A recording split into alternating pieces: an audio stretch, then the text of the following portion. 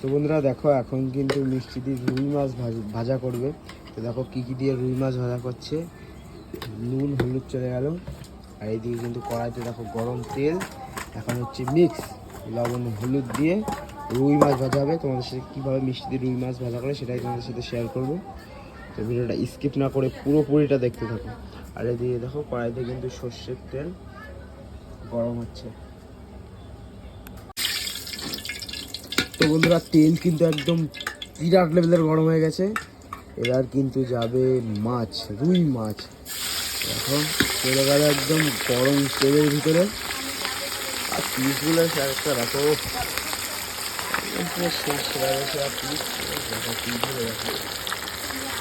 তোমরা এইরকম পিসের কিন্তু মাছ খেতে হলে তোমাদের আসতে হবে কালীদির হোটেলে।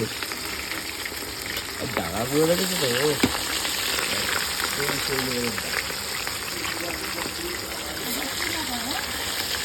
রুই মাছের দাম কত আছে মিষ্টি দি? 45 35 টাকা শুধু রুই মাছ, 35 টাকা। থালি দিয়ে 70, থালি দিয়ে কিন্তু বন্ধুরা 70 টাকা। বন্ধুরা দেখো মাছের কিন্তু এক পাশ ভাজা হয়ে গেছে, আর এবার কিন্তু উল্টে পাল্টে দিচ্ছে। দেখো বন্ধুরা সেই লাগছে।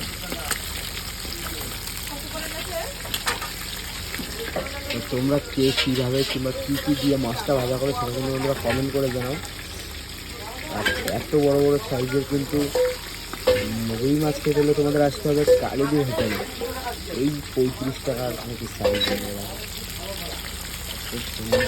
প্রাইস নাকি 35 টাকা মাত্র। আর থালি দিয়ে কিন্তু বন্ধুরা সবজির থালি দিয়ে আর মাছের ঝোল সেটা কিন্তু 70 টাকা।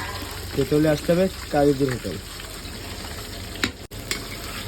তো বন্ধুরা মাছ ভাজা কিন্তু কমপ্লিট।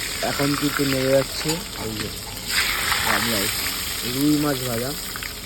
তোমার সাথে তো পুরোটাই শেয়ার করলাম। কে কীভাবে রুই মাছটা ভাজা করা হচ্ছে কিন্তু কমেন্ট করে জানিও। আর ভিডিওটা যদি ভালো লাগে সে লাইক কমেন্ট শেয়ার করে দিও। চলো দেখা হচ্ছে নেক্সট ভিডিওতে। চলো টাটা।